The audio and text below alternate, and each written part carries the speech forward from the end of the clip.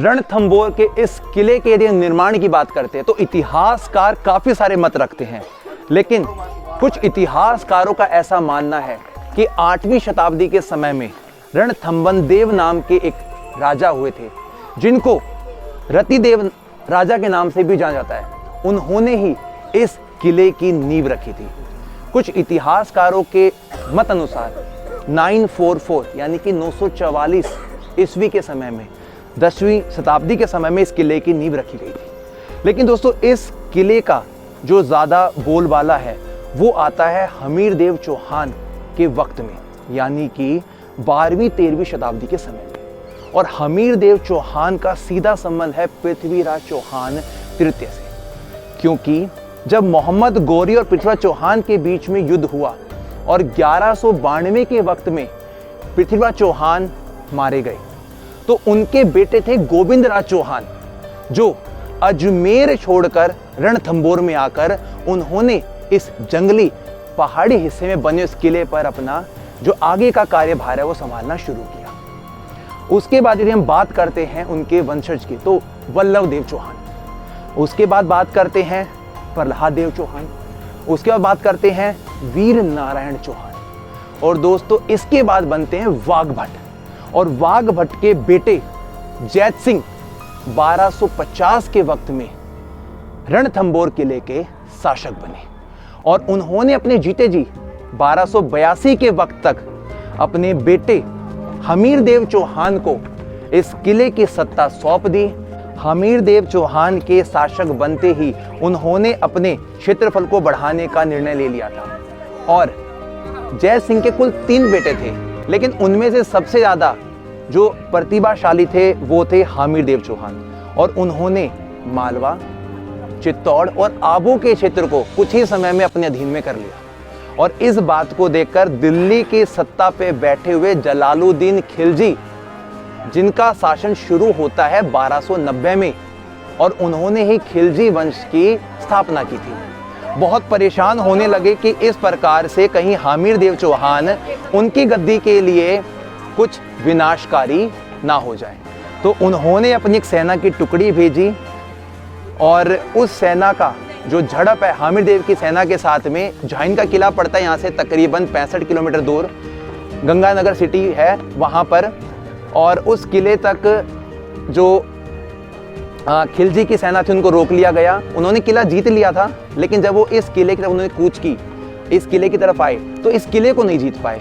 और वहाँ पर जलालुद्दीन खिलजी ने एक बात बोली आमिर खुसरो को, क्योंकि आमिर खुसरो ने कहा कि जब आपने इस किले को जीत लिया है तो रणथंभौर किले को भी आप जीत के जाओ। तब जलालुद्दीन खिलजी बोलते हैं कि हमारे लिए इस प्रकार के 10 जो किले हैं मुसलमानों के एक दाढ़ी के बाल के बराबर नहीं है। यानी कि उन्होंने वाली बात कर दी कि किले को जब जीत नहीं पाए तो अंगूर खट्टे हैं, इस प्रकार का वाक्यांश उन्होंने वहां पे पेश किया, और अपनी सेना लेके वापस दिल्ली चले गए, इस किले को नहीं जीत पाए। सामने की तरफ आप देख सकते हैं इसका जो तीसरा पोल है, जिसको बोलते हैं गणेश पोल। और दोस्तों यहाँ पर गणेश जी की आप प्रतिमा को भी देख सकते हैं, और इस स्थान से एक इतिहास की कुछ जो लाइन है वो भी जुड़ी है।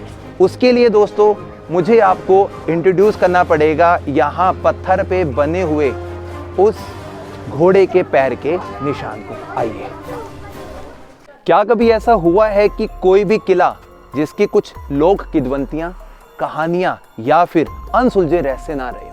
दोस्तों आज हम रणथंभौर किले के अंदर बने हुए इस घोड़े के पद चिन्हों के पीछे जो यहाँ की जनश्रुतियाँ हैं, जो यहाँ की मान्यताएं हैं, उनको भी आपके सामने लेकर आना चाहते हैं। दोस्तों बात है 1301 का वो वक्त, जिस समय हमीरदेव चौहान ने अलाउद्दीन खिलजी को रण की पहाड़ियों पर हरा दिया था।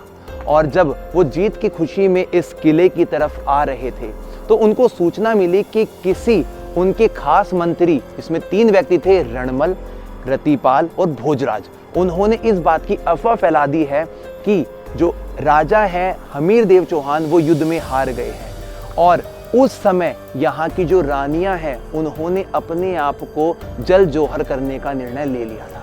लेकिन राजा अपनी प्रजा के साथ में अपने वंशज को, अपने वंशावली को बचाने के लिए उस किले की तरफ आते हैं, तो वो पाते हैं सामने की तरफ बने हुए इस गणेश पोल में उन्हीं के खास मंत्री रतिपाल और भोजराज ने इस दरवाजे को अंदर से बंद कर दिया। और उस वक्त हिम्मत वाले, जिन्होंने अपने पूरे जीवन के अंदर 17 युद्ध किए और 17 के 17 जीते, और लास्ट वाले युद्ध को लेकर कहा जाता है कि अफवाह की वजह से उनको हारा हुआ घोषित कहा गया, तो यहाँ खड़े होकर रोने लगे, संताप करने लगे और भगवान शिव की आराधना करने लगे कि हे भगवान, मुझे शक्ति दे ताकि मैं अपनी प्रिय रानियों को, अपने वंशजों को, अपने पुत्र पुत्रियों को बचा सकूं। तब बताते हैं कि राजा हमीर देव चौहान का घोड़ा था बादल नाम का। उस बादल के अंदर भगवान शिव की शक्ति से पवन की शक्ति आ गई, और कुछ लोगों का ऐसा कहना है कि बादल घोड़े ने इस पहाड़ से चढ़कर, या कुछ लोगों के अनुसार इस पहाड़ के बाहर खड़े होकर उड़ गए, और जिसके बाद में वो किले के अंदर प्रवेश कर गए। तो उसी पद चिन्हों को यहाँ पर आप देख सकते हैं। तो दोस्तों, ये जो पद चिन्ह है ये बाद में उकेरे गए हैं ताकि लोगों को उस कहानी के साथ में वास्तविकता का सामना करवाया जा सके और उस समय की जो शक्तियां हैं उससे रूबरू करवा सके। तो ये पद चिन्ह अपने आप में इस किले से सीधे तौर पर संबंधित बने हुए हैं। तो बाद में जब हमीर देव चौहान पहुंचे, उन्होंने देखा कि उनकी रानियां पहले से ही जल जौहर कर चुकी हैं, तो उन्होंने सतपोल दरवाजे के पास में एक स्थान है जहां पर भगवान शिव के चरणों में अपनी जो गर्दन है वो अर्पित कर दी। और दोस्तों, उसके बाद से इस स्थान पर चौहान शासकों का जो वंश था वो खत्म हो गया था। और दोस्तों, अब हम अपने कुछ कदमों को इसके अंदर लेकर जाएं किले के, और यहाँ के उस इतिहास को और भी बखूबी तौर पर दिखाने वाले हैं। गणेश पोल के अंदर आप देख सकते हैं कि सुरक्षात्मक तरीके से इसको बनाया गया है, और जितने भी यहाँ पर शासक आते थे वो इस किले को ना भेद पाए, इसीलिए एकाएक करके 7 दरवाज़ों का अलग अलग दिशाओं में निर्माण किया गया है, जिसमें से अभी हम यहाँ पर गणेश पोल पर आए हैं। हर प्रकार की तरह यहाँ पर भी देख सकते हैं सैनिकों की जो चौकी है वो बनी हुई है, और सामने का जो रास्ता है बिल्कुल वो स्टीपर बना हुआ है।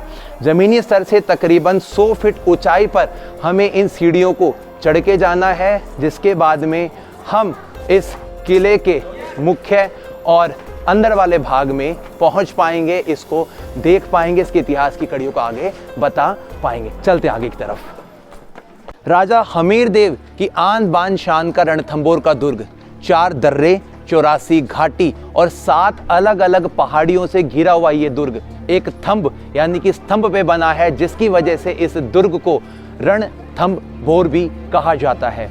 एक पहाड़ का नाम है रण, एक का नाम है स्तंभ, और यहाँ का एक नाला है भंवर, जिसकी वजह से इसका पूरा जो नाम बनता है वो बनता है रणथंभौर। अंग्रेजों ने स्तंभ को थंब कर दिया था, जिसकी वजह से नाम इसका रण स्तंभ से बदलकर रणथंभौर बन गया। अब दोस्तों, मैं आपको थोड़ा यहाँ का जो बाहरी व्यू है वो दिखा देता हूँ। बाहर की तरफ काफ़ी सारे इस जंगल वाले जोन 3 एरिया में बहुत बड़ी जो झीलें हैं बनी हुई है। यहाँ पे आप देख सकते हैं सामने की जो झील आपको दिखाई दे रही है, इसे बोलते हैं पद्मला झील, जिसके अंदर यहाँ के जो राजा थे हमीर देव, उनकी बेटी का नाम था पद्मला, जिन्हें कुछ इतिहासकार देवल दे के नाम से भी जानते हैं। हमें उस वाले हिस्से में उनका एक बहुत सुंदर महल दिखाई दे रहा है जो आज के समय खंडित हो चुका है।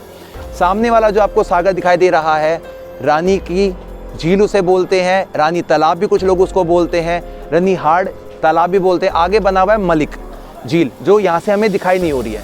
अब दोस्तों, कुछ हम पास की व्यू को देख लेते हैं। नीचे की तरफ आपको पार्किंग जोन दिखाई दे रहा है, और इसी के अंदर बना हुआ है आपका मुनि महल।